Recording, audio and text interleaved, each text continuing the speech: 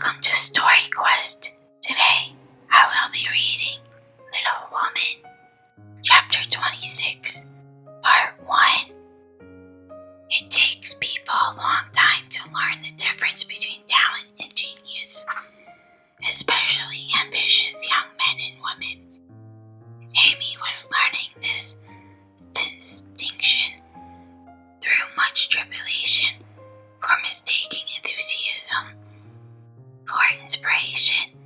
She attempted every branch of art with youthful audacity. There was a lull in the mud pie business, and she devoted herself to the finest pen and ink drawing, in which she showed such taste and skill that her graceful handiwork proved both pleasant and profitable. But overstrained eyes caused pen and ink to be laid aside for a bold attempt at poker stretching. While this attack lasted, the family lived in constant fear of a conflagration, for the odor of wood burning pervaded the house at all hours. Smoke issued from the attic and shed was alarming frequency. Red-hot pokers lay about, and Anna never went to bed without a pail of water and the dinner bell at her door in case of fire. Raphael's face was found boldly executed on the underside of the molding board, and Buckus on the head of a barrel. A chanting cherub adorned the cover of the sugar bucket, and attempts to portray Romeo and Juliet supplied kindling for some time. From fire to oil was a natural transition for burned fingers, and Amy fell into painting with undiminished ardor. An artist friend fitted her out with his cast-off palettes, brushes, and colors, and she dabbed away, producing pastoral and marine views such as were never seen on land or sea.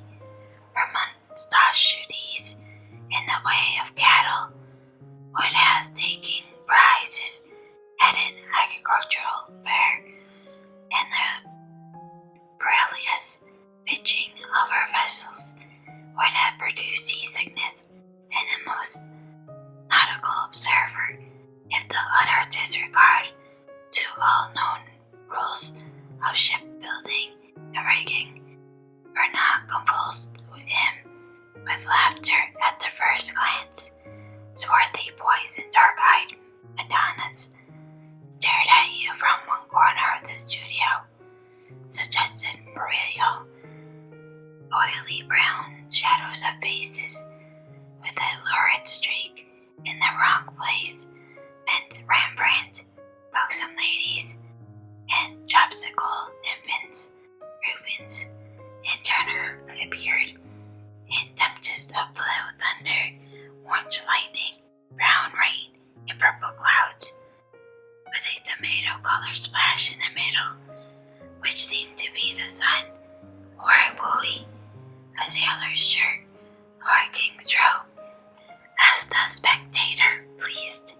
Charcoal portraits came next, and the entire family hung in a row, looking as wildly and groggy as if just evolved from a coal bin. Softened into grand sketches, they did better, where the likeness was good, and Amy's hair, Joe's nose, Meg's mouth, and Laurie's eyes were pronounced wonderfully fine. Her return to clay and plaster flow, and ghostly cast of her acquaintances onto corners of the house or tumbled off closet shelves into people's heads. Children were enticed in as models till their incoherent accounts of her mysterious doings caused Miss Amy to be regarded in the light of a young ogress. Her efforts in this line, however, were brought to an abrupt close by an untold accident, which quenched her ardor. Other models failing her for a time, she undertook to cast her own pretty foot, and the family were one day alarmed by an unearthly pumping and screaming, and running to the rescue, found the young enthusiastic hopping quietly about the shed with her foot held fast in a band full of plaster, which had hardened with unexpected rapidity.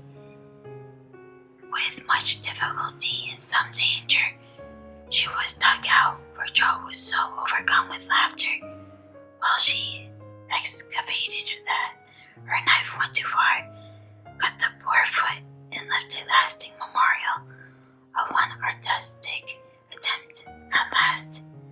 After this, Amy subsided till a mania for sketching from nature set her to haunting river, field, and wood for picturesque studies, and sighing for ruins to copy. She got endless colds, sitting on damp grass to poke a delicious bit composed of a stone, a stump, one mushroom, and a broken mullein stalk, or a heavenly mass of clouds that looked like a choice display of feather beds. When done, she sacrificed her complexion, floating on the river in the midsummer sun, to study light and shade. It got a wrinkle over her nose, trying to point of sight, or whatever the squinting string performance is called. Her genius is eternal patience, as Michelangelo affirms. Amy had some claim to the divine attribute, for she persevered in spite of all obstacles, failures, and discouragements, firmly believing that in time she should do something worthy to be called high art. She was learning, doing, and enjoying other things. Meanwhile, for she had resolved to be an attractive and accomplished woman, even if she never became a great artist. Here she succeeded better, for she was one of the happily created beings who please without effort, make friends everywhere, and take life so gracefully and easily that less fortunate souls are tempted to believe that such are born under a lucky star. Everybody liked her, for among her good gifts was tact. She was an instinctive sense of what was pleasing and proper. Always said the right things to the right people, did just what suited the time and place, and was so self-possessed that her sisters used to say if Amy went to court without any rehearsal beforehand, she'd know exactly what to do. One of her weaknesses was a desire to move in our best society without being quite sure what the best really was. Money, position, fashionable accomplishments, and elegant manners. Most were desirable things in her eyes, and she liked to associate with those things who possessed them, often mistaking the faults for the true and admiring what was not admirable, never forgetting that by birth she was a gentlewoman. She cultivated her aristocratic taste and feelings, so when the opportunity came, she might be ready to take the place from which poverty now excluded her. My lady, as her friends called her, sincerely desired to be a genuine lady, and was so at heart, but had yet to learn that money cannot buy refinement of nature, that ring does not always confer nobility, and the true breeding makes itself felt in spite of external drawbacks. I want to ask said, coming in with an important air. One day, a little girl, "What is it?" replied her mother, in whose eyes that stately young lady still reminded the baby. "Our drawing class breaks up next week, and before the girls separate for the summer, I want to ask them out here for a day. They are wild to see the river, sketch the broken bridge, and copy some of the things they admired in my book. They have been very kind to me in many ways, and I'm grateful, for they are all rich, and I know I am poor. Yet they never made any difference. Why then should they?" And Mrs. March put the question with what the girls called her Maria Teresa air. "You know as well as I that it does not make a difference with nearly everyone, so don't ruffle up like a deer. Or Lily hen, when your chickens get picked by smarter birds, the ugly duckling turned out a swan, you know."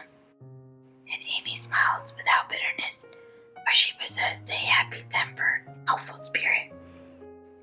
Mrs. March laughed and smoothed down her maternal pride as she asked, "Well, my swan, what is your plan?" "I should like to ask the girls out to lunch next week, to take them for a drive to the places they want to see, a row on the river perhaps, and make a little artistic fete for them that looks feasible. What do you want for lunch? Cake, sandwiches, fruit, and coffee will be all that it is necessary, I suppose." "Oh dear no, we must have cold tongue and chicken, French chocolate and ice cream besides. The girls are used to such things, and I want my lunch to be proper and elegant, though I do work for my living." "How many young ladies are there?" asked her mother, beginning to look sober. 12 or 15 in the class, but I dare say they won't all come. Bless me, child, you will have to charter an omnibus to carry them about." "Why, mother, how can you think of such a thing? Not more than 6 or 8 will probably come, so I shall hire a beach wagon and borrow Mr. Lawrence's cherry bouncer." Hannah's pronunciation of cherubunk. "All this will be very expensive, Amy. Not very. I calculated the cost, and I'll pay for it myself. Don't you think, dear, that as these girls are used to such things, that the best we can do will be nothing new, that something simpler would be pleasanter to them as a change, and nothing more and much better for us than buying and borrowing, when we don't need, and attempting a style not in keeping with our circumstances? If I can't have it as I like, I don't care to have it at all. I know that I can carry it out perfectly well if you and the girls will help a little, and I don't see why I can't if I'm willing to pay for it," said Amy with a decision which opposition was apt to change into obstinacy. Mrs. March knew that experience was an excellent teacher, and when it was possible, she left her children to learn alone the lessons which she had gladly have made easier if they had not objected to taking advice as they did Sultan and Senna. "Very well, Amy. If your heart is set upon it, and you see your way through without too great an outlay of money, time, and temper, I'll say no more. Take it over with the girls, whichever way you decide. I'll do my best to help you." "Thanks, Mother. You're always so kind," in a way went Amy to lay her plan before her sisters. Meg agreed at once, and promised trade, gladly offering anything she possessed, from her little house itself to her very best saltsmiths. But Joe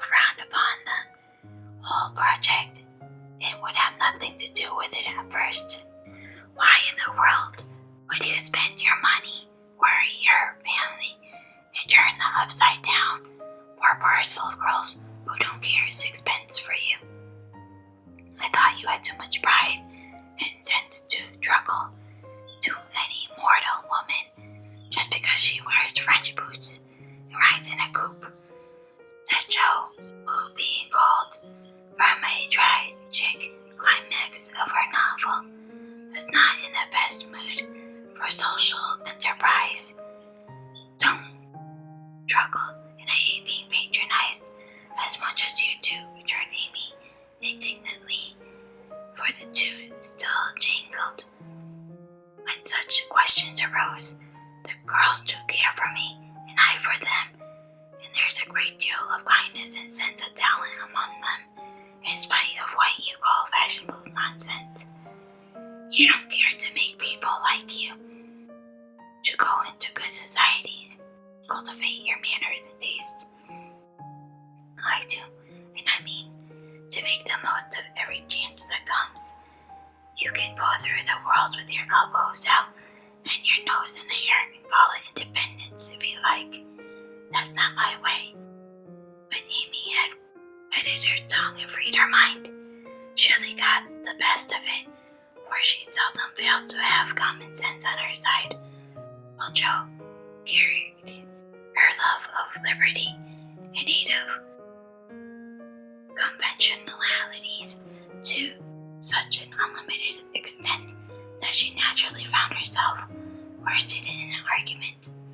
Amy's definition of Joe's idea of independence was such a good hit that both burst out laughing, and the discussion took a more amicable turn, much against her will. Joe at length consented to sacrifice a day to Mrs. Grundy to help her sisters through what she regarded as a nonsensical business. Thank you for watching. If you enjoyed this video, please like, share, and comment down below. And if you have not done so already, please subscribe and hit that bell notification for future videos. And when you get a chance, please check out my second channel and podcast called Viva Quest. The links are in the description box below.